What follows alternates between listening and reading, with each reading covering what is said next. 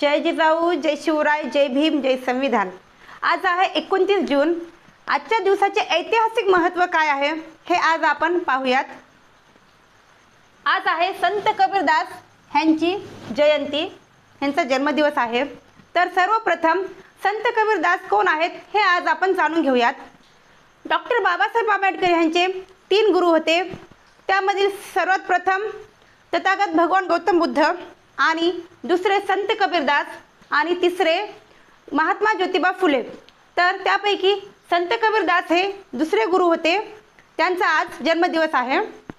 संत कबीरदासांची जयंती दरवर्षी ज्येष्ठ महिन्यातील पौर्णिमेला साजरी केली जाते। यावर्षी म्हणजेच 2026 मध्ये संत कबीरदास जयंती 29 जून 2026 सोमवार रोजी साजरी केली जात आहे।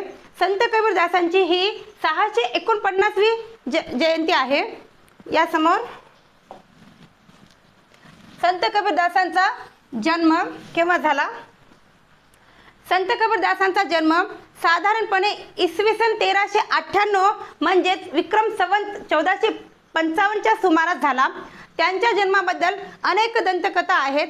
त्यापैकी सर्वात प्रचलित कथा म्हणजे त्यांचा जन्म एका विधवा ब्राह्मणीच्या पोटी झाला होता, आणि लोकला जेत्सव तिने त्यांना काशीतील लहरतारा तलावाच्या काठी सोडून दिले। या समोर संत कबीरदास यांचे पालन पोषण कसे झाले ते आपण पाहूयात।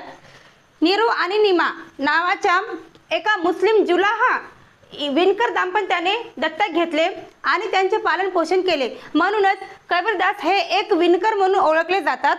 या पुढील पॉइंट, संत कबीरदासांचे शिक्षण। कबीरदास निरक्षर होते, पण त्यांचे ज्ञान प्रचंड होते। त्यांनी आपल्या अनुभवातून आणि साधू संतांच्या सहवासातून जे आत्मसात केले तेच त्यांच्या काव्यात उतरले। या पुढे असं पाहूयात, संत कबीरदास आध्यात्मिक मार्ग। संत कबीरदासांचे गुरु स्वामी रामानंद होते। अशी कथा सांगितली जाते की कबीरदासांनी त्यांना गुरु बनवण्यासाठी गंगेच्या घाटावर त्यांच्या मार्गात झोपले आणि जेव्हा स्वामी रामानंद सकाळी गंगा स्नानाला जात होते तेव्हा त्यांच्या पाया कबीरांच्या अंगाला लागला आणि त्यांच्या मुखातून राम हा शब्द बाहेर पडला। यालाच कबीरांनी दीक्षा मानले।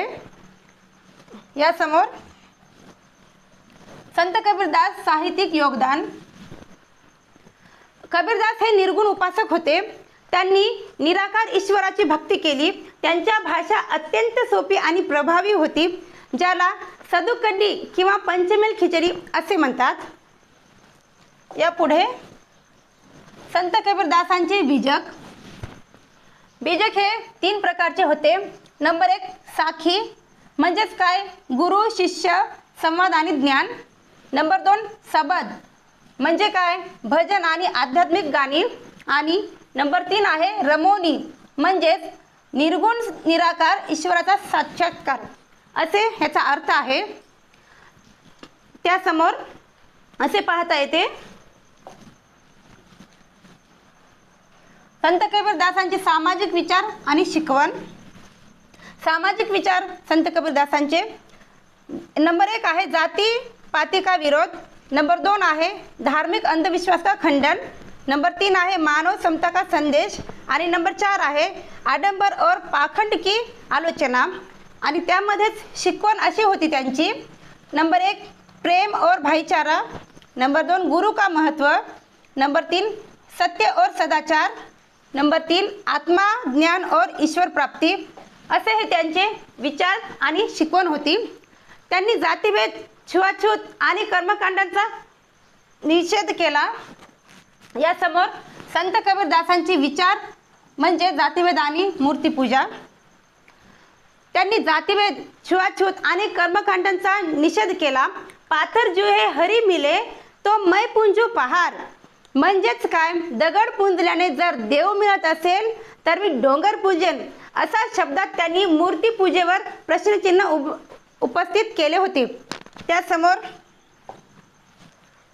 संत कबीरदास हे हिंदू आणि मुस्लिम एकता म्हणजेच काय, त्यांनी हिंदू मुस्लिम या दोन्ही धर्मातील कट्टरवादाला विरोध केला आणि दोन्ही धर्मांना मानवता, प्रेम आणि एकतेचा मार्ग दाखवला, असे त्यांचे विचार होते. या पुढील पॉइंट, संत कबीरदासांचे महापरिनिर्वाण कसे झाले ते आपण पाहूयात.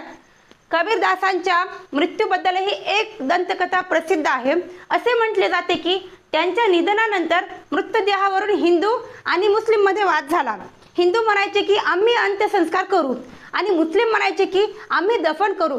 जेव्हा त्यांचे शव उघडून पाहिले तेव्हा तिथे केवळ फुले सापडली. हिंदूंनी अर्धी फुले नेली आणि मुस्लिमांनी अर्धी फुले नेली. त्यांचे समाधी उत्तर प्रदेशातील मगहर येथे आहे. या पुढे संत कबीरदासांचे थोडक्यात काय आहे तर संत कबीरदास हे एक क्रांतिकारी संत होते. त्यांनी धर्माच्या भिंती तोडून मानवता हाच खरा धर्म असल्याचे जगाला सांगितले. आजच्या युगातही त्यांच्या विचारांची नितांत गरज आहे, कारण त्यांचे विचार द्वेषाऐवजी प्रेमाचा संदेश देतात. असे हे बाबासाहेबांचे दुसरे गुरु संत कबीरदास यांचे जीवन चरित्र आहे. जय जिजाऊ, जय शिवराय, जय भीम, जय संविधान.